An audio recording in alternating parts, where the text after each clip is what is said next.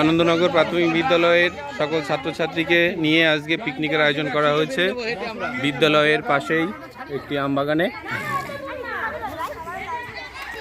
আজ আনন্দনগর প্রাথমিক বিদ্যালয়ের উদ্যোগে বছর শেষে পিকনিকের আয়োজন করা হয়েছে বিদ্যালয়ের সন্নিকটে এক আমবাগানে।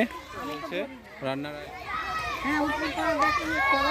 সকল ছাত্রছাত্রী খেলাধুলায় ব্যস্ত, কেউ গল্প করছে। পিকনিকে এসে কেমন লাগছে সবাই বলো।